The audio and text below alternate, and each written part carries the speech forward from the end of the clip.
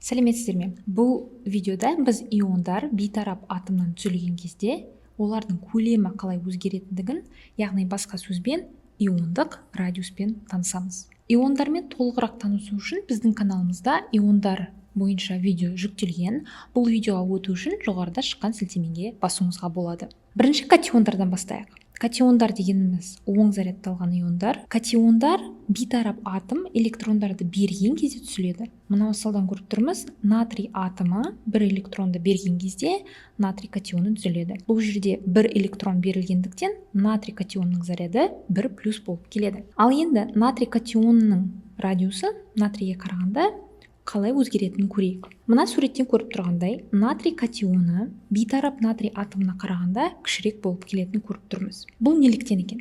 Біз білетіндей, натрийдің реттік номері 11, яғни натрийда 11 электрон бар.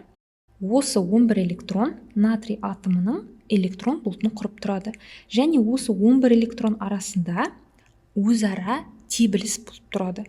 Енді натрий атомы бір электронды берген кезде, бізде бір электрон берілген кезде натрийдің реттік номері 11, бірақ бір электрон берілген кезде ода 10 электрон қалады. Енді 10 электрон арасында тебіліс саны азырақ болғандықтан 11 электронға қарағанда электрон бұлтының көлемі кішірейеді. Яғни мына жерде тебілістер саны бейтарап атомға қарағанда азырақ. Сондықтан атом көлемі кішірейіп, яғни катиондардың иондық радиусы бейтарап атомға қарағанда кішірек болып келеді.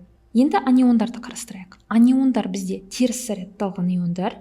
Аниондар бейтарап атом электрондарды қосқан кезде түзіледі. Мына мысалда хлор өзіне бір электронды қосып, хлорид анионын құрып тұр. Енді мына суреттен көріп тұрғандай, хлорид анионы бейтарап хлор атомына қарағанда үлкенірек болып келетінін көріп тұрмыз. Хлор атомының реттік номері 17, яғни хлор атомында 17 электрон болады. Ол бір электрон қосқан кезде хлорид анионында 18 электрон болады.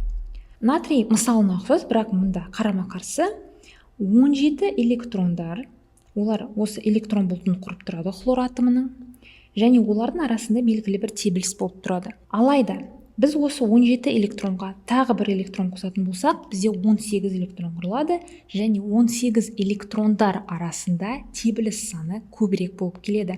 Осы тебіліс санының артуына байланысты электрон бұлты да ұлғаяды. Сол себепті аниондардың көлемі бейтарап атомға қарағанда үлкенірек. Яғни аниондарда радиус бейтарап атомға қарағанда үлкенірек болып келеді. Қорытындыласақ, катиондардың радиусы кішірек бейтарап атомға қарағанда, ал аниондардың радиусы үлкенірек болып келеді.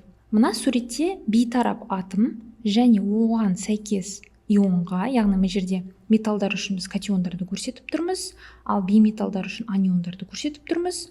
Олардың иондық радиусы қалай өзгеретінін мына жарты сфераның көлемі бойынша көре аламыз. Мысалы, литий атомына қарайтын болсақ, литий атомы мына жерде жарты сферамен көрсетіліп тұр сол жақта.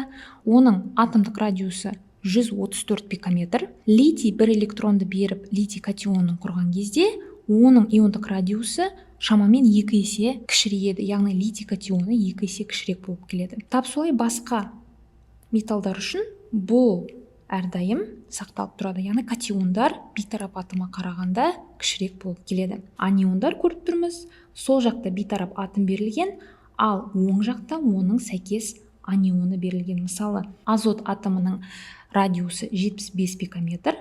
Азот нитрит анионын құрған кезде, 3 электрон қосқан кезде, оның радиусы 146 пикометрге тең болады.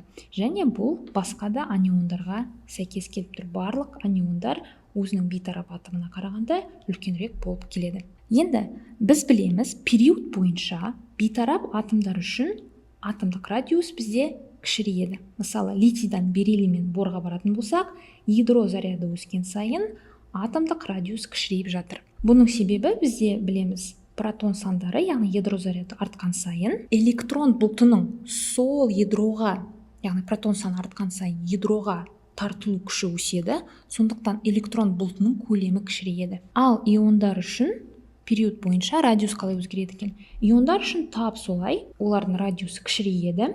Оның себебі біріншіден протондар санының өсуіне байланысты әрине, бірақ бұл жерде екінші де себеп бар. Бұл жерде көріп тұрғандай литий бізде заряды 1+, яғни ол тек қана 1 электронды берді. Бериллийдің заряды 2+, яғни ол 2 электронды берді. Ал бор 3+, яғни ол 3 электронды беріп тұр. Берілген электрондар саны өскен сайын электрондардың арасындағы тебіліс те азаяды. Сондықтан тебілістің азаю есебінен атомның көлемі де кішірейеді. Сондықтан литий 1+ге қарағанда бор 3+-тің көлемі өте кішкентай болып келеді. Көріп тұрмыз, шамамен 3 есе кіші. Және бұл әрбір периодта қайталанып тұрады. Яғни әрбір периодта иондық және атомдық радиус кішірейіп жатады, ядро заряды өскен сайын. Ал топ бойынша электрондардың саны өскен сайын, яғни электрондардың саны өседі және электрондар арасында тебіліс те өседі. Сол себепті топ бойынша жүретін болсақ, төменге қарай бізде әрдайым радиус өсіп жатыр. Біз оны мына суреттен көріп тұрмыз. Аниондар үшін тап солай. Период бойынша біз білеміз, атомдар үшін радиус төмендейді. Бұл жерде азоттан фторға қарай төмендеп жатыр. Ондай қатты төмендемейді, 75-тен 72 пикометрге дейін ғана. Ал аниондар үшін бізде тап солай. Нитрит, оксид және фторид аниондарын қарастыратын болсақ, олардың да радиустері кішірейіп жатыр. Бұл әрине жаңа айтқандай протон санының өсуімен байланысты, яғни протон саны өскен сайын электрон бұлты протонға қарай тартыла береді. Бірақ сонымен қатар бұл жерде қосылған электрондар саны өскен сайын электрондар арасында тебіліс көбейіп, бөлшектердің көлемі ұлғаяды. Сондықтан мына азотта 3 электрон қосылғандықтан нитрит ионының көлемі үлкенірек болып келеді фторидке қарағанда. Және бұл тренд бізде әрбір период бойынша сақтала береді. Яғни период бойынша бізде радиус төмендейді. Бейтарап атом үшін және ион үшін. Және топтан төмен қарай жүретін болсақ, электрондар саны өскен сайын, электрондардың арасында тебіліс өскендіктен олардың радиустері де ұлғая береді. Сонымен бұл видеода біз иондық радиуспен таныстық және иондық радиус катиондар мен аниондар үшін қалай ажырасатынын біз көрдік. Бұл видео бойынша сұрақтарыңыз болса, төменде комментарияға жазуыңызға болады. Және бұл видео ұнаса лайк батырмасын басып, біздің каналымызға жазылуға ұмытпаңыздар.